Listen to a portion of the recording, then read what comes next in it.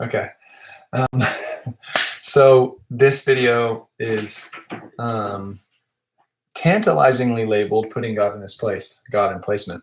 If you're watching, we want to try to brainstorm foundation, and we want to start today with the topic of God and space, the way that God places Himself within spaces and the placement of God. And we'll start, hopefully we'll be able to start very simply, and we'll build on this same idea and try to deepen our understanding of it. So God and placement, because we made a video yesterday talking about God sharing the room with us. But let's start with the idea that how does God interact with a place? A very simple, small idea. We may have to break this idea down more later on. So let's think about this from the perspective of a child. Okay, we'll dip our toe in. Imagine a child that builds a little house out of blocks. Okay, and then they put their toys in the block house, and then the last step is they start to move the toy around in space and interact with it, whatever. Okay, that's kind of how God operates with space. He makes a space. He puts the characters in place, the dwellers in that place He's just made, and then the last step is He Himself steps in and begins to interact with the characters within the space that He's just made. Okay, that's God in placement. That's what He does. He makes it. So very simply, God will make a space. He'll put dwellers in that space, and then He'll join them. Okay. Any questions about that? No. Okay. A little bit deeper. Okay. Let's advance and we'll go a little bit deeper.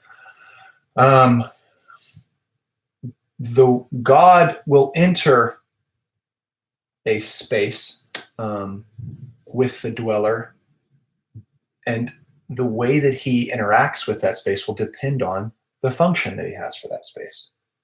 An example of this in Genesis would be there is this idea that God makes the space called the Shemayim, the heavens, and He creates a space actually called day, and He creates a space called night. And then He takes the dwellers and puts them in their right place. The sun is the dweller in the day, and the moon and the stars are the dwellers in the night. And then how God interacts with it will depend on the function of day and the function of night. The sun isn't going to necessarily see God as Father or as Mother or whatever. Okay, He will come into that space and interact based on the function of it. For us, the space that's created is a garden, and He puts us in that place and locates us there. And the function of the space is for Him to come and be a feaster, be a dweller, be a walker, and be a father. Essentially, you could say that. Okay, so a little bit deeper. Are there other questions about that? Any kind of thoughts, ideas? Okay. You answered my question. Okay. Which was like, how can you see that play out in Genesis? Okay, great. And now you could also add to that let's deepen it further. There are spaces that God makes that, depending on the space, you will interact with God in a very different way. The sun and the stars are placeholders in the minds of the ancients for Elohim and other gods. Okay, and they're also called sons of God. So in a weird way, He does function as a father in that space, but it's a higher order space. How you would expect to interact with God in that space might be something closer to what you see on the mountain, this terrifying fire, whatever, or these visions they have of the local Yahweh who looks like he's molten brass, this kind of thing, okay? That would be a way that you'd expect to interact with him. How would you interact with him if you were in a different space, the earth? Well, this repeats itself in the Torah. Reduced forms, sometimes like the book of Judges, he just looks like a wandering dude. In Genesis 19, he looks like a wandering dude, and Abraham brings him into his house. Like, this is how you would expect to find them and interact with them in that space. Now, the scary thing is these spaces have defined boundaries. What happens if the edges between the boundaries start to bleed? You get Mount Sinai. The idea that it is on the earth, but it is also fire and terror and the other elements coming. There's this fusion, this idea of bringing spaces together and bringing the family that's in that other space together with the family that's in this space and to join them. Okay. He seems to have, so that's, are there questions there? Because there's another, we can take this deeper and deeper and deeper. But for now, is there any question? Did anything I say confuse you or say, oh, I thought about this? You have space to ask. Yeah, the thing about like the sun and the moon and how God interacts with that space, and you mentioned like the ancients and like how I didn't get that. From like the ancients and how like the sun and the moon would. Yeah. Okay, so in Deuteronomy, God will reference. I'll very quickly step aside and come back to it. The gospel is the good news. Well, what's the bad news? The bad news is Genesis 3, the fall, Genesis 6, the perversion of the sons of God and the daughters of men and proliferation of evil, and then Genesis 11, Tower of Babel, and again, a separation, division, and a parceling out, a dividing out of the nations. That's the bad news. Deuteronomy referenced that last one, the parceling out of the nations. They're not just parceled out randomly. They're actually, the nations are divided up and partitioned and handed over to other gods. Deuteronomy references that event in Genesis 11 multiple times and in multiple chapters.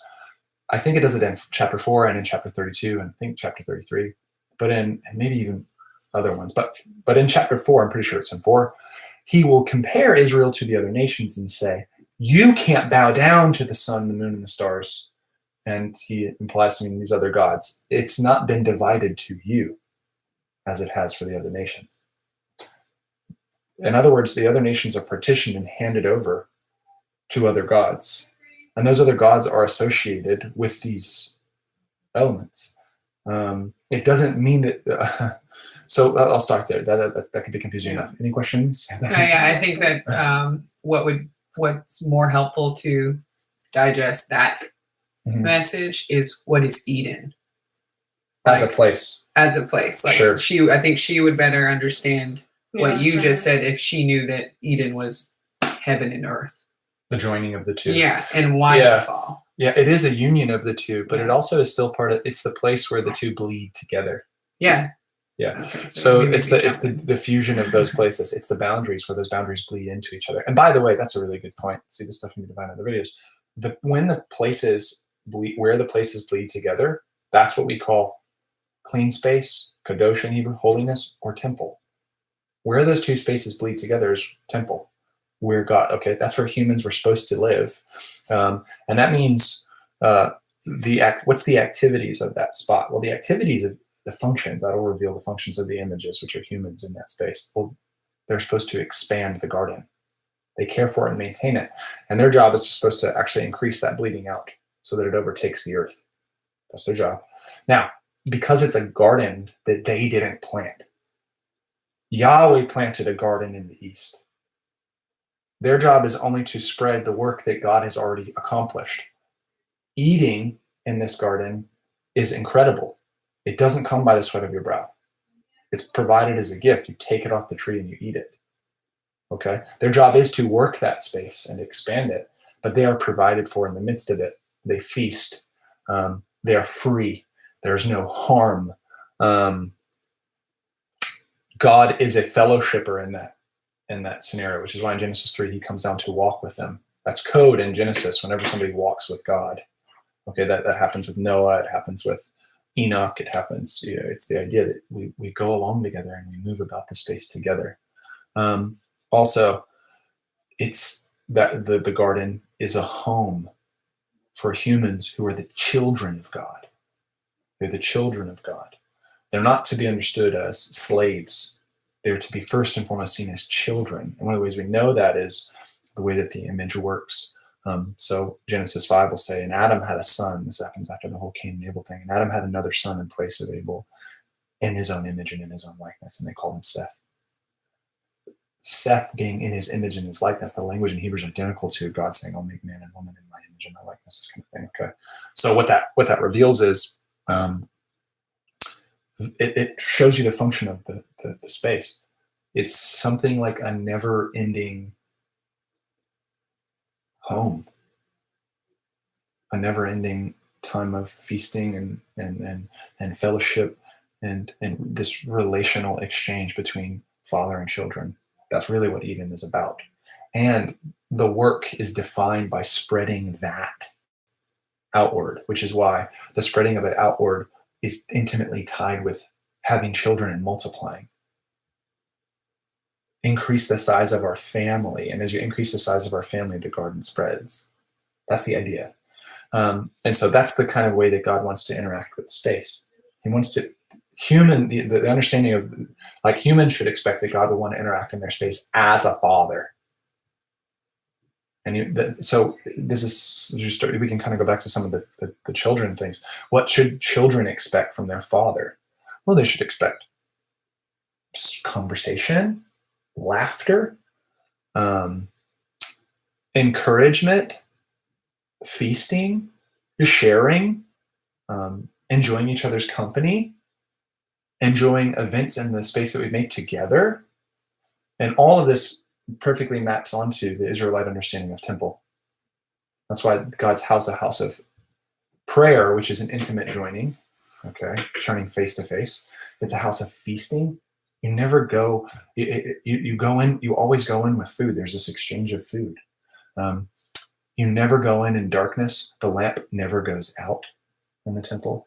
So it's a place of enlightenment and a place of revelation. There's just, temple maps onto that. Temple is a new Eden. Basically, Eden is, the hope of Eden gets, it seems, crushed by the efforts of the serpent and the efforts of these sons of God, okay? And the efforts of Nimrod and other people, this kind of thing. But God restores the hope of Eden through the tabernacle. That's Eden restored, which is a place. So God in place. Now, place is a moving target as he wants to expand it and shift it, that kind of stuff. We've touched on a lot of things, but it's actually, I think we're doing a good job trying to figure out how do we navigate, levels and whatever. Are there more? I think now we should just have questions, and whatever kind of questions you would have, we can expand on it. Yeah. I have a question, but I'll let you go first. You answer, I think. Sorry, you ask. I'll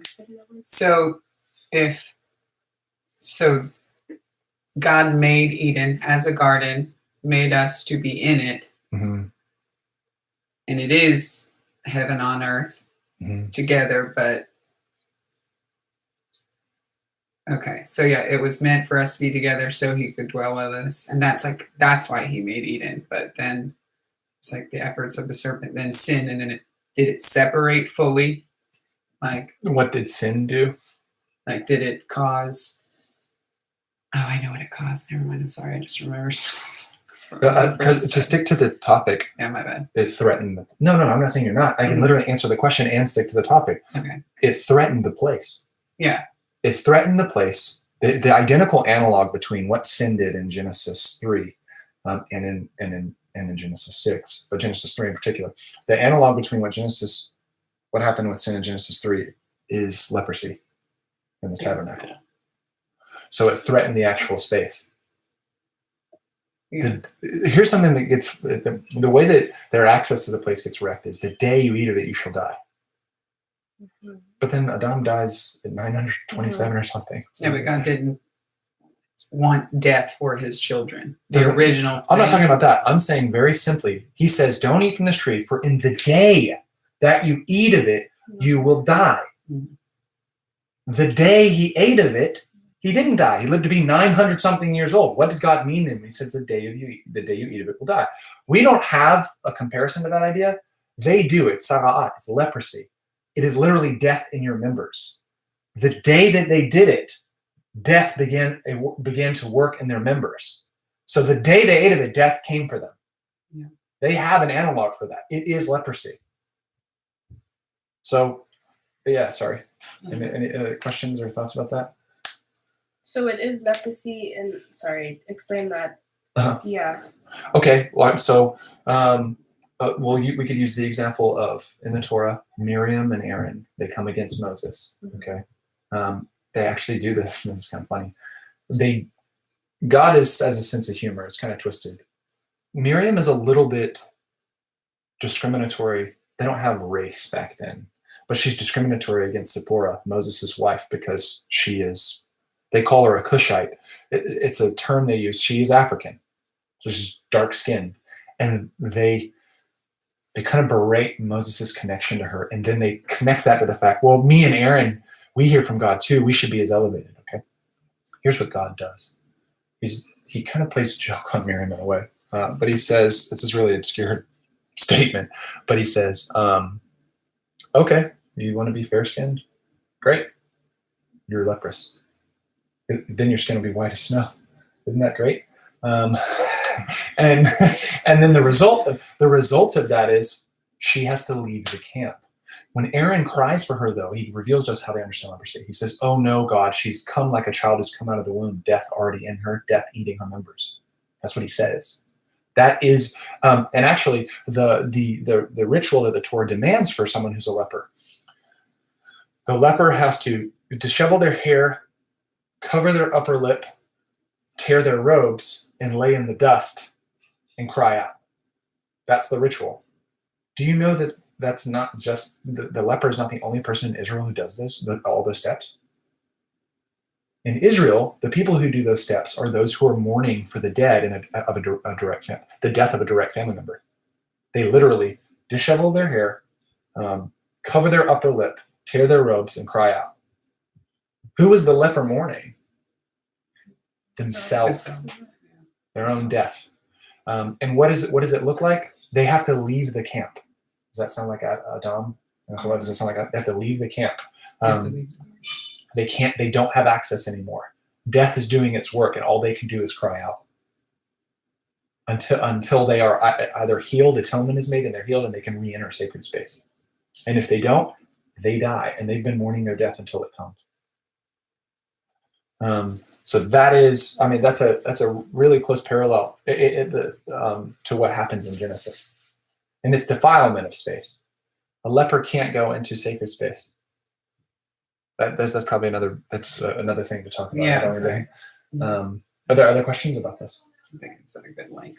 Let's start another one. Okay, we tried. Bless you guys. All right.